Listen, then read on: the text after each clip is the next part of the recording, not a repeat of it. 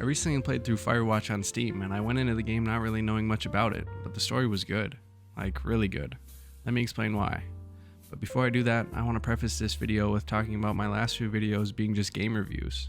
That's not really what I wanted to make this channel about. So from here on out, I'm going to try and provide a deeper level of insight into the games I play, like I did with Skyrim. So let's get into it. So for some background information on the characters, I'll start with the main character first, Henry. So the game starts out with some dialogue prompts on the screen just going through Henry's life, and you learn a little about him and his love life. He meets his girlfriend Julia at a bar and they fall in love, so they get married. But then after some time, Julia develops early onset Alzheimer's and things go south. She has to move to Australia and Henry stays in good old Wyoming.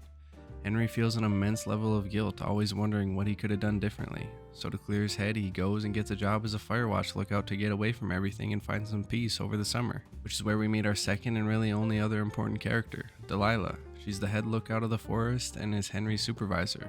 We don't learn much about her backstory other than that she also came out here after a relationship ended with her and her ex-husband. She has a really sarcastic and fun personality, but you can tell between the conversations with her that something's on her mind and it bothers her. But she never tells you. So now that we have the characters and setting, let's get into the conflict.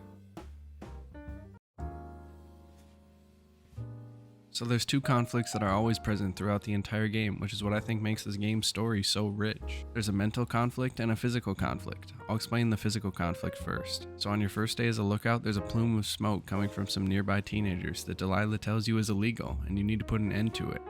So you hike out there and get the teenagers to leave, so mission accomplished. But on your way back to your lookout tower, you notice a man watching you from afar, and Delilah reassures you that there's tons of random people in the forest and it's most likely nothing. But from that point on out, you can't help but feel that you're being watched, no matter where you are or what you're doing in the forest. And that's a strong emotion for a campy walking simulator game like this to provoke. And even though Delilah tells you that there's tons of people in the forest throughout the entire rest of the game, you never see anyone else, so it adds to the eerie feeling that you're alone. But someone's always watching. Delilah mentions that before you there was a lookout that was a young kid named Brian and his dad Ned. But when you question her about what Brian was like, Delilah gets quiet, but you don't know why, because she tells you that Brian just left to go back to school after the summer was over. Shortly after Brian's name comes up in conversation, you find a big fence sectoring off miles of the forest that Delilah didn't know was there. And after you find the fence, that's your main goal, is to figure out what's on the other side. But on your way back to your lookout tower, you find a radio on the ground that's tapped into Henry and Delilah's conversation. And after telling Delilah about the radio and fence, you get knocked out from behind, proving somebody else is in the forest with you. Now let me explain the mental conflict that takes place between Henry and Delilah's conversations. Because as the summer goes on, the two inevitably grow closer together and open up to each other. But you know it's wrong because Henry has a wife, and even though he came out here to forget about the situation, you can't help but feel guilty as you can see Henry is starting to move on from Julia and warms up to Delilah as the summer goes on. But how does this all end?